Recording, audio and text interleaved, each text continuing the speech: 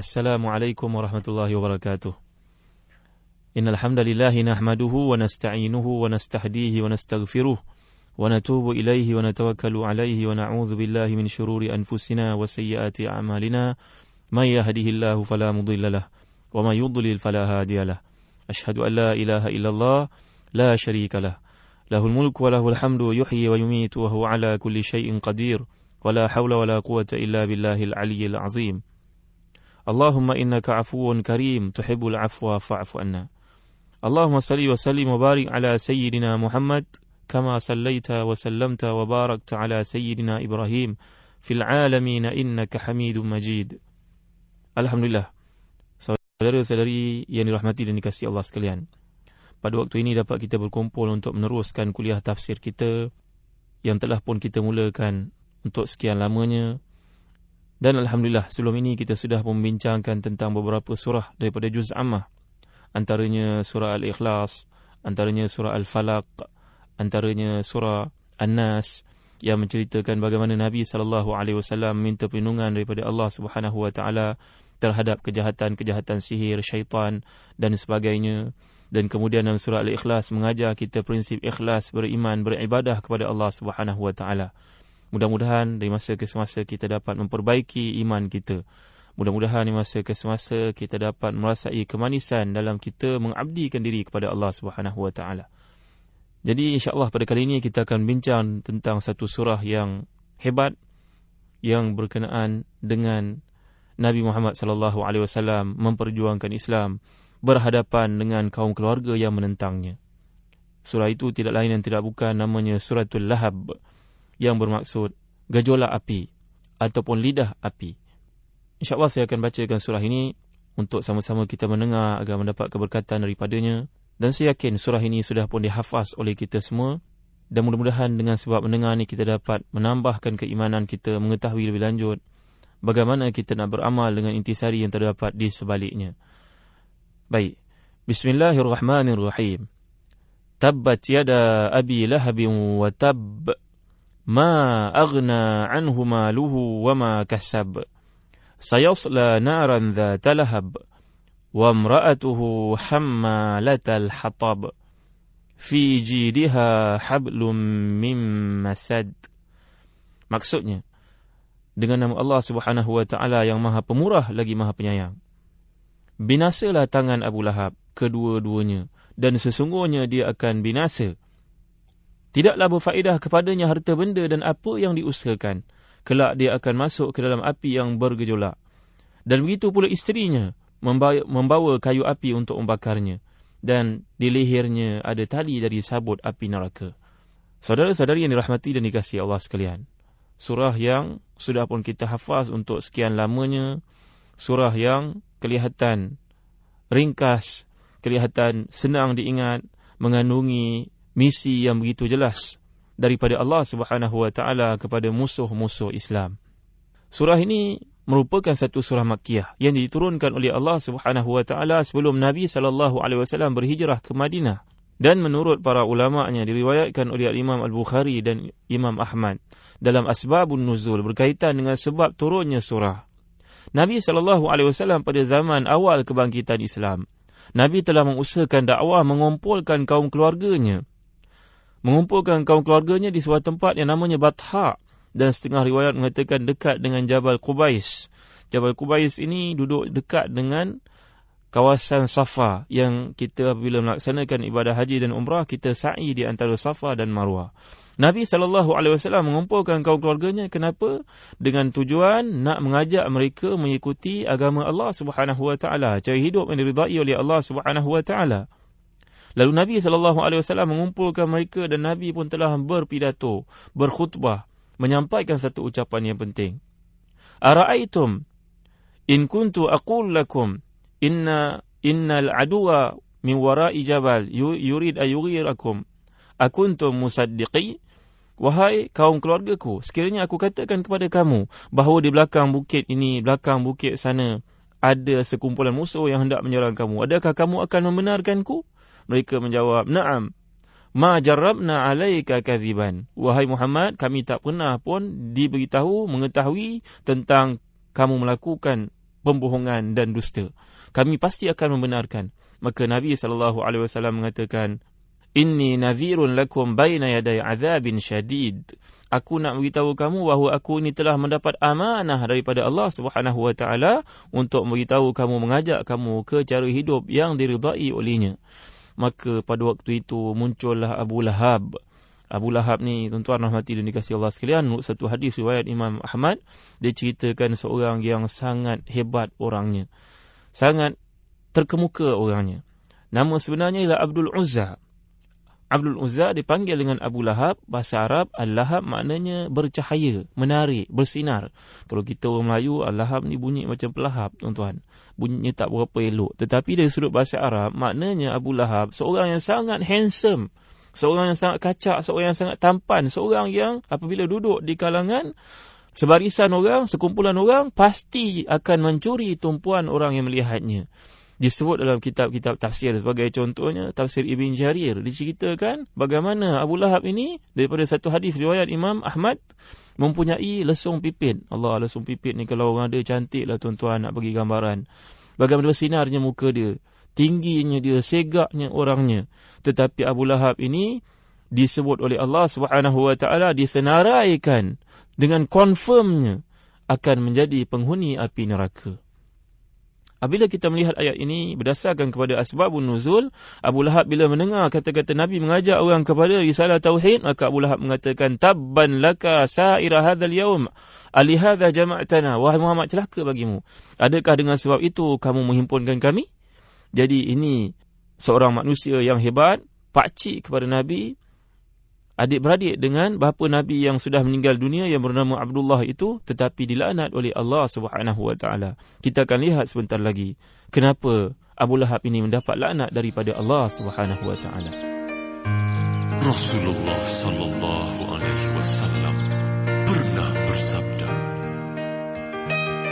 syurga itu merindukan oleh 4 golongan manusia, yaitu mereka yang membaca Al-Quran, yang menjaga mulut, yakni perkataannya, yang memberi makan kepada orang yang lapar, dan mereka yang berpuasa di bulan Ramadan. Baik, alhamdulillah ya.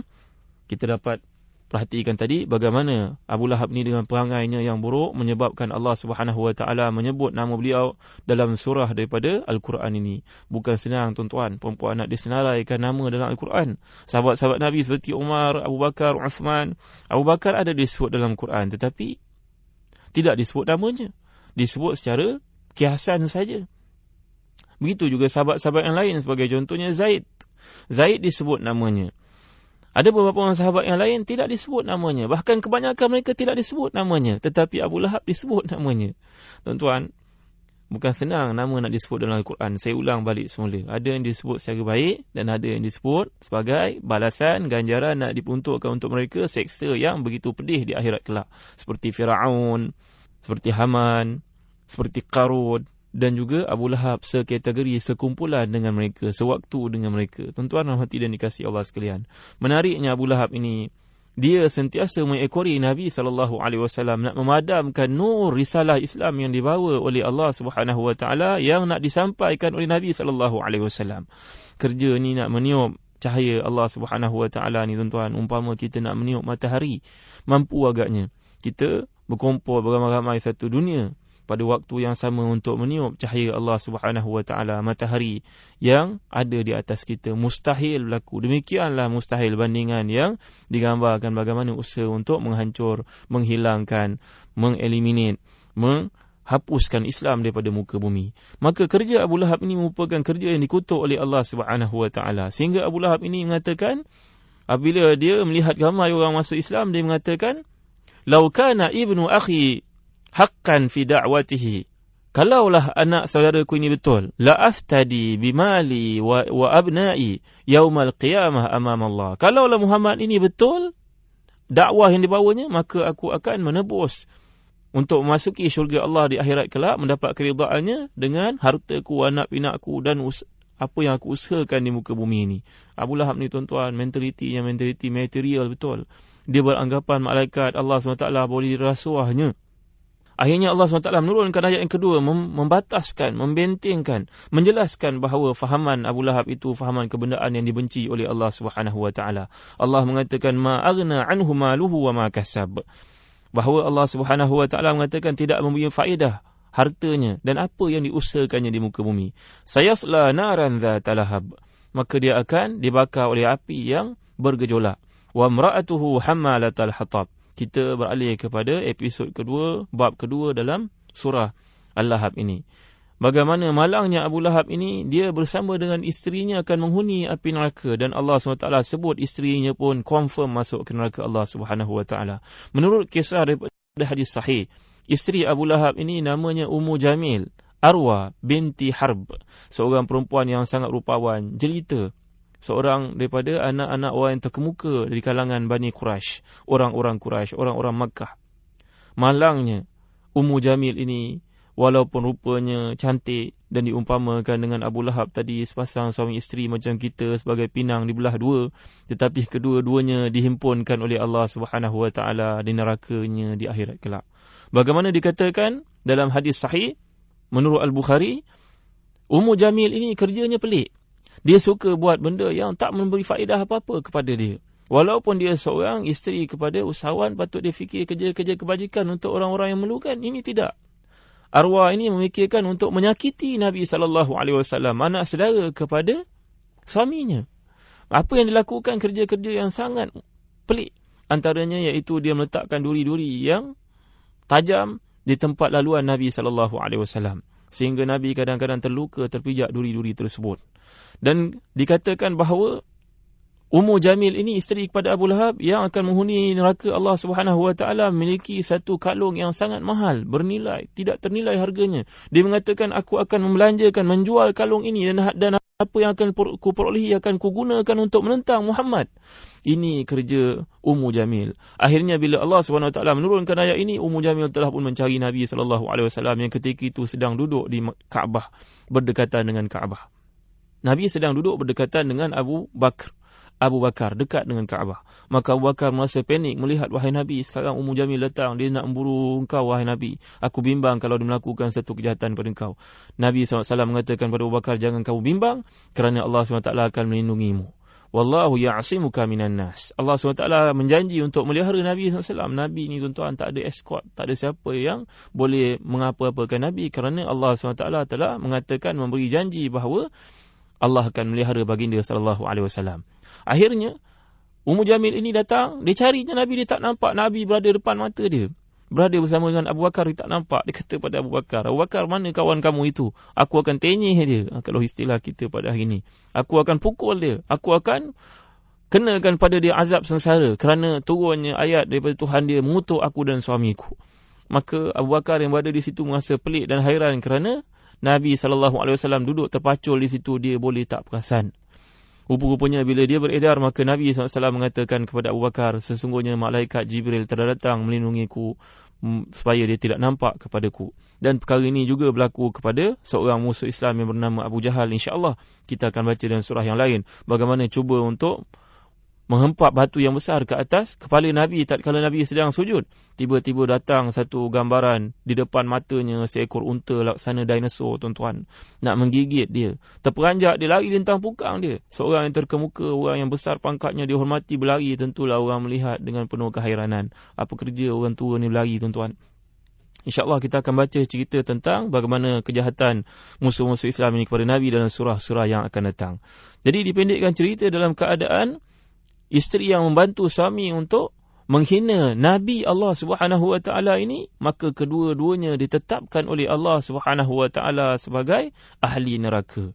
Jadi dikatakan bahawa walaupun mereka ini mempunyai rupa fizikal yang sangat cantik, hebat, rupawan, bangsawan, macam-macam wan lagi, dihormati, tetapi kedudukannya di sisi Allah SWT tidak menyamai nyamuk yang kecil itu. Hinanya mereka, nyamuk pun berharga, tetapi mereka ini tidak mempunyai harga di depan Allah SWT, akan dihumbankan ke dalam nerakanya. Fi jidiha hablum min masad.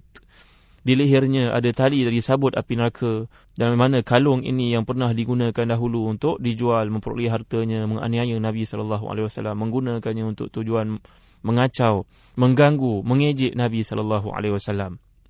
Jadi pengajaran yang penting yang dapat kita petik daripada surah ini, walaupun Abu Lahab ini merupakan pakcik kepada Nabi SAW dari sebelah ayahnya, tetapi kaitan kekeluargaan tidak memberi apa-apa manfaat di sisi Allah Subhanahu Wa Taala kerana dia telah menolak Islam. Al-Imam Ibn Kathir menamatkan perbincangan tentang surah ini dengan mengatakan bahawa surah Al-Lahab adalah bukti bahawa Quran merupakan mukjizat yang abadi dari sisi Allah Subhanahu Wa Taala. Bagaimana Abu Lahab ini walaupun belum meninggal dunia, belum mati ketika turun ayat ini, tetapi telah dipastikan tempatnya ke dalam neraka Allah Subhanahu Wa Taala. Jadi mustahil dia merupakan qaulul bashar, mustahil merupakan kata-kata manusia, kerana kalaulah dia kata-kata manusia, tentulah manusia ini tidak tahu bagaimana penghujung umur Abu Lahab. Tetapi bila turun ayat ini menunjukkan kepada kita bukti yang jelas bahawa Allah Subhanahu Wa Taala yang memiliki kalam yang sempurna ini, menunjukkan kepada kita bahawa memang betul Abu Lahab akan mati dalam keadaan kafir, dalam keadaan ingkar kepada Allah Subhanahu Wa Taala. Dan di persimpangan ini saya teringat kepada kata-kata Amir Syu'ara Ahmad Syauqi. Ahmad Syauqi pernah mengatakan, ja'an nabiyuna bil ayati fansaramat wajitana bihakimin ghairi munsarimi. Yang maksud bahawa nabi-nabi datang membawa bagai-bagai mukjizat, tetapi mukjizat mereka semuanya tamat, berakhirnya era kenabian mereka dengan wafatnya mereka. Tetapi datangnya engkau wahai Nabi SAW membawa mukjizat yang hebat, yang berkekalan dikagumi sampai ke hari akhirat. Dan itulah janji daripada Allah Subhanahu Wa Taala. Mudah-mudahan kita dapat memelihara dan menjaga diri kita daripada jadi orang seperti Abu Lahab ini. Walaupun rupa fizikalnya, pangkatnya tinggi, kedudukannya hebat, tetapi tidak beriman kepada Allah Subhanahu Wa Taala, ingkar kepada surah Nabi, maka tempatnya dalam neraka. Ayat ini walaupun turun untuk seorang yang namanya Abu Lahab, tetapi di atas kaedah turunnya umum hukum ini untuk semua yang datang selepas mereka. Mudah-mudahan kita dapat melihara diri kita, menjaga, mentaati Nabi Muhammad SAW dengan sebenar-benarnya. Wassalamualaikum warahmatullahi wabarakatuh.